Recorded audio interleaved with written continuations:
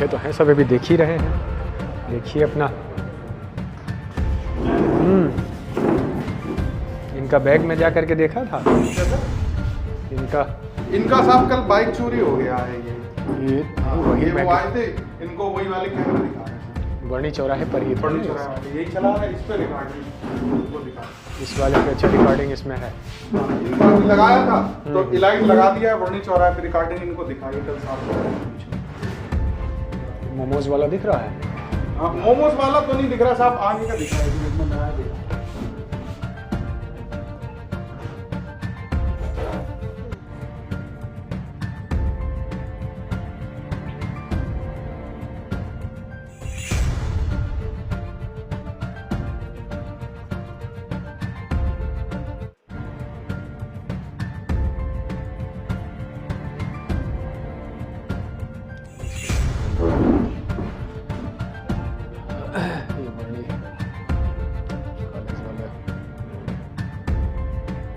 Control room किस प्रकार से काम करता है? देखिए, जो हम लोगों के प्रमुख चौराहे उनको यहाँ सीसीटीवी कैमरों के माध्यम से कवर्ड किया गया है और आप इस स्क्रीन पर अपना देख सकते हैं कि कोई पिसनारी तिराहे पर लगा हुआ है, कोई वर्णी चौराहे पर लगा है, स्टेशन तिराहे पर लगा हुआ है। स्टेशन तिराहे पर जितने कैमरे लगे हैं, जिस एंगल से देख सकते हैं, वर्णी चौराहे पर जितने कैमरे लगे हैं उसको उतने एंगल से देखा जा सकता है। तो इस तरह से पूरे लगभग हमारे जो भी प्रमुख चौराहे हैं उनको हम लोगों ने कवर किया है और यहाँ से बैठ कर के उसको लगातार मॉनिटर किया जाता है। उनको ये देखा जाता है कि कौन से चौराहे पर, कौन सी गली पर किस तरह से कोई एक्टिविटीज़ हो रही हैं। सबसे प्रमुख रूप में अगर जाम की स्थिति है तो तत्काल यहाँ से वहाँ आपको दिख जाएगा कि कंट्रोल रूम के लिए स्टैटिक सेट लगा हुआ है। यहीं से तुरंत अपना कंट्रोल रूम के माध्यम से पूरे सेट से सुनते हैं। थाने को भी बताया जाता है, संबंधित चौकी प्रभारी को बताया जाता है, टीएसआई को अपना बताया जाता है। इसके अतिरिक्त अगर बाइकर्स कोई है,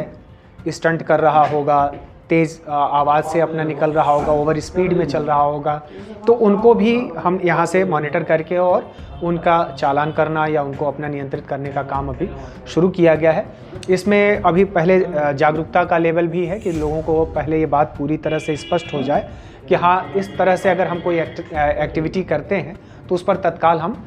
यहाँ से चालान पुलिस कर सकती है।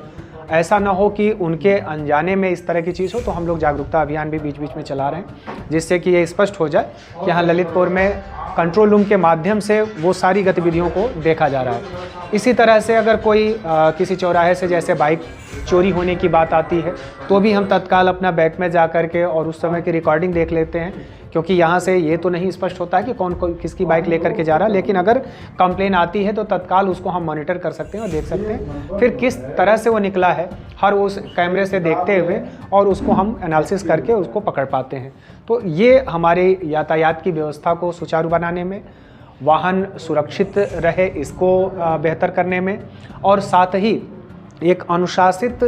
यहाँ पर वाहन चले, अनुशासित ढंग से सड़क सुरक्षा के नियमों का अनुपालन करते हुए, यातायात के नियमों का अनुपालन करते हुए लोग चलें। साथ ही आप देखेंगे कि दूर दराज के जगहों पर भी, इंटीरियर जैसे इलाका जहाँ से बहुत ज़्यादा आबादी नहीं है, वहाँ से भी ये कैमरे लगाए गए हैं, क्योंकि कई बार बच्चियाँ कोचिंग पढ़ करके, ट्यूशन पढ़ करके यहाँ से निकलती हैं, अकेले में जा रही होती हैं, उनके साथ किसी प्रकार की कोई अभद्रता ना होने पाए, कोई इस तरह की गतिविधियां उनके साथ ना होने पाए, इसको लेकर के भी हम लोग लगातार इस पर मॉनिटर करते हैं, नज़र करते हैं। और अगर कोई ऐसा मंचला या इसका शरारती तत्व दिखाई देता है तो तत्काल यहाँ से कंट्रोल रूम से हम संबंधित चौकी प्रभारी को या जो चेतक मोबाइल है उसको सूचना देते हैं और वो पहुँच मौके पर तत्काल उसको देखता है और आवश्यक जो भी वैधानिक कार्रवाई हो। मतलब ये माना जाए कि कोई अगर सोच रहा है कि हमें कोई नहीं देख रहा है, हम पर कोई नज़र नहीं रख रहा है, तो यहाँ बैठे लोग नज़र रख रहे हैं। बिल्कुल, ये जो तीसरी आंख है, जो ऑपरेशन त्रिनेत्र उत्तर प्रदेश सरकार के द्वारा लगातार चलाया जा रहा है,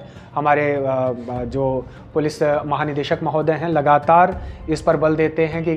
अधिक से अधिक जो सीसीटीवी कैमरे हैं उसको पुलिस लगवाए। और पुलिस के द्वारा लगातार जब पैदल गश्त किया जाता है तो भी अनुरोध किया जाता है लोगों से कि अपने प्रतिष्ठान हैं, अपने मकान हैं, अपने दुकान हैं, उनको सुरक्षित रखने के लिए अधिक से अधिक सीसीटीवी कैमरे लगाएं।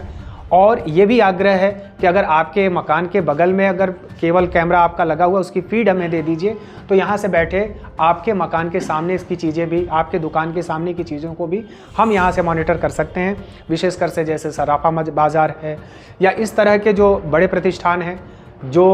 रात्रि के समय दुकान या अपना प्रतिष्ठान बंद करके चले जाते हैं और ये आशंका रहती है कि वहाँ पर कोई ऐसी गतिविधि हो सकती है भले ही कैमरा लगा है, क्योंकि कई बार लोग कैमरा तो लगाते हैं और डीवीआर सामने रख देते हैं, तो जो चोर चोरी करने जाता है वो पता चला साथ में डीवीआर भी लेकर के चला जाता है। ऐसे जगहों पर मॉनिटर करने के लिए अगर वो अपना फीड दे देते हैं, कुछ लोगों ने दिया भी है, तो उनको इसमें हम लोग अपना इनबिल्ट कर लेते हैं और उसकी भी मॉनिटरिंग यहाँ से हम लोग करते रहते हैं। ललितपुर जिले में गांव क्षेत्र भी है, बड़ा इंटीरियर है, वहाँ किस प्रकार से, चूँकि आप लोगों ने बताया कि 16,000 से ऊपर हम लोगों ने कैमरे इंस्टॉल कराए, पब्लिक रिलेशन के माध्यम से कितने कैमरे लगा दिए हैं? देखिए, सरकारी तौर पर जो हम लोगों के कैमरे हैं बमुश्किल 50-60 कैमरे हम लोगों ने अपने लगवाए हैं, और अन्य विभागों के भी अगर हम टोटल मिला लें तो हमारे अधिकतम कैमरे होंगे तो 200-250 के आसपास या 300 के अप्रॉक्स में पहुंचेंगे। बाकी के जितने भी कैमरे हैं वो जनता के सहयोग से ही लगा है, जनता के द्वारा ही लगाया गया है और उसी से हम उसकी मॉनिटरिंग कर पा रहे हैं। आपने इधर हाल फिलहाल की जो कोई घटनाएं अगर देखी भी होंगी तो वो मैक्सिमम घटनाएं सीसीटीवी कैमरे की मदद से ही खोल पाए हैं, क्योंकि आने वाले समय में जो या इस समय की जो दौर चल रहा है, क्राइम पेट्रोल डायल 100 देख करके या इस तरह की चीज़ों को देख करके जितने भी अपराधी तत्व हैं वो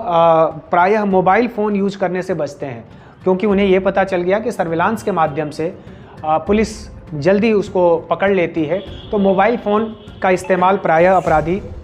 कम करने लगे। लेकिन तीसरी आँख से बचना उनका मुश्किल हो जा रहा है, इसलिए सीसीटीवी कैमरे आपके